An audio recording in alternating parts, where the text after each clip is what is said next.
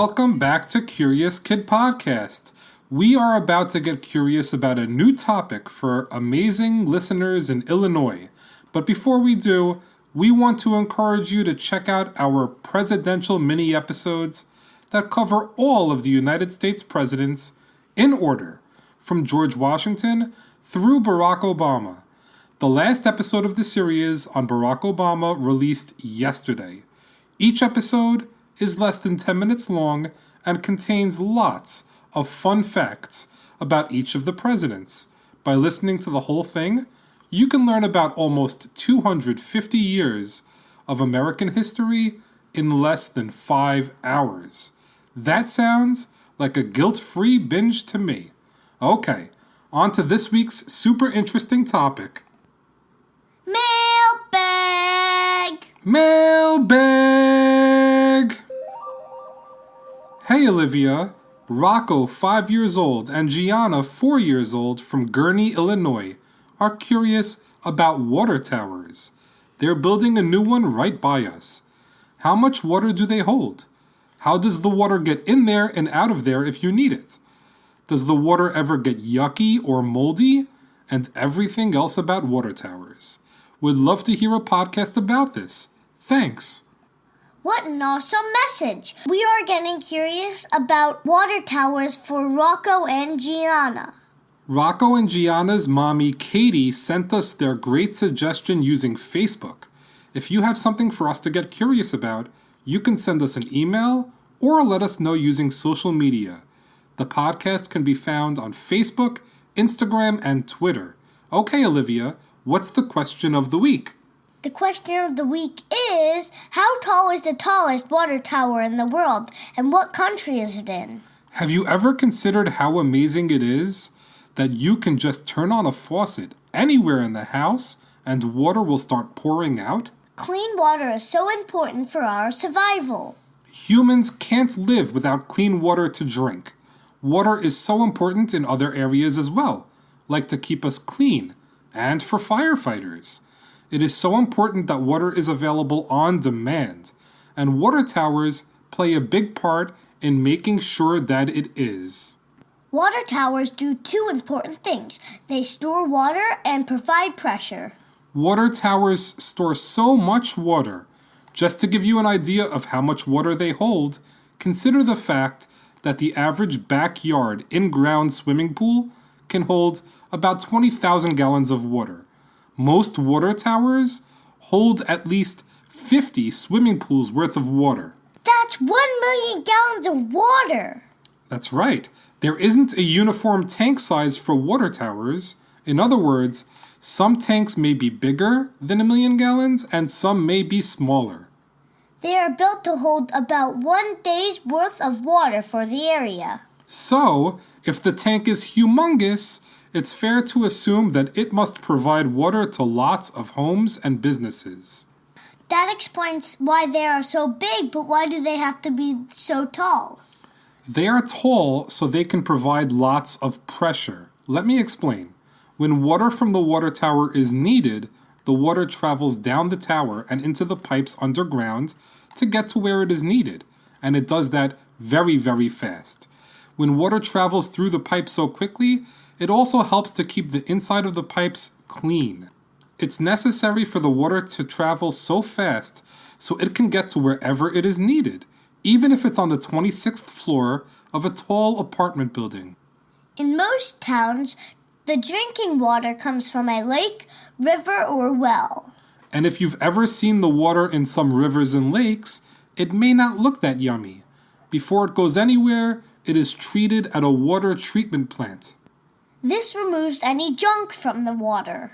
Any solids are usually removed by filtering the water, and germs are removed using something like chlorine or ultraviolet light. The water that leaves the water treatment plant is clean and safe to drink or bathe in. The water then travels to a pump that sends it where it needs to go.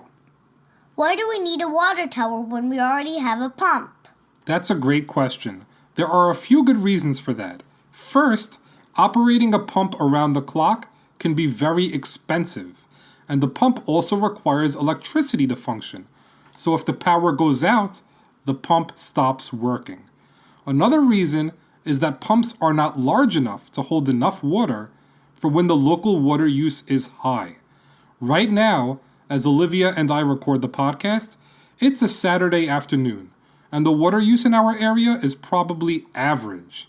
But there are times during the day when the water use is close to zero. Like in the middle of the night, when people don't need a lot of water. That's exactly right. There are also times during the day when the water use is very high. Like in the morning, when people are showering, brushing their teeth, and making breakfast. So, if we only had a pump and no water tower, the pump would have to be big enough to keep the water supply going at times when the water use is very high, like in the morning.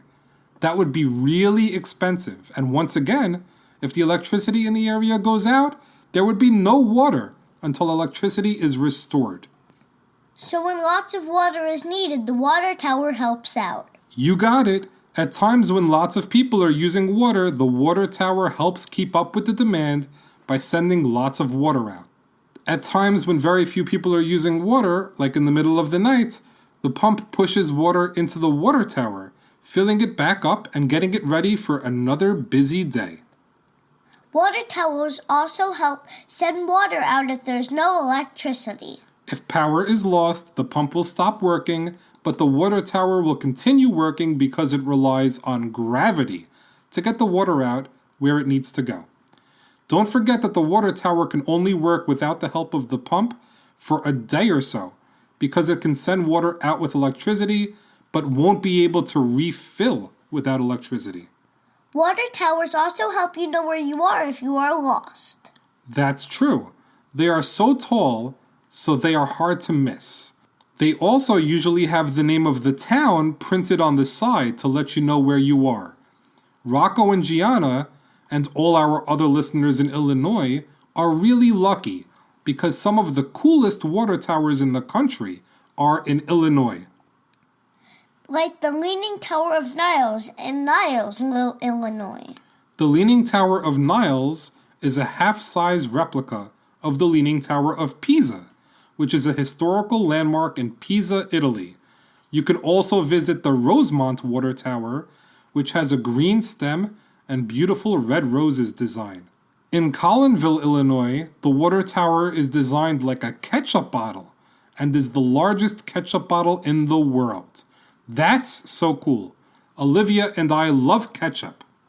It doesn't actually have ketchup in it, Daddy. It's just a water tower. That's true, but that's still a really cool water tower design. Okay, let's answer the question of the week. How tall is the tallest water tower in the world, and what country is it in? It's 820 feet tall and it's in Switzerland. It's called Swisscom Sendeturm, and it can be found in St. Chriscona. It was built in 1984 and stands 820 feet tall.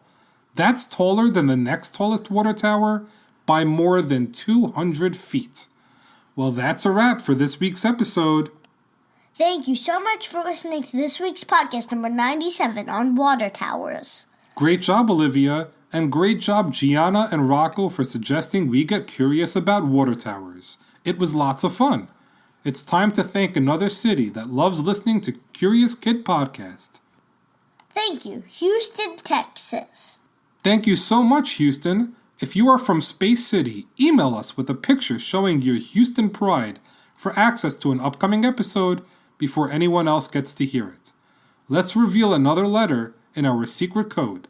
Collect all of the letters we've revealed, starting in episode 90, and send us the secret code the letters spell out before the season finale for a chance to win some great stuff. The letter is E as in elephant. That's E as in elephant. 4 more letters left in the super secret code after this week. Before we go, I want to remind you that I could use your help surprising Olivia for episode 100. That is now just 3 weeks away.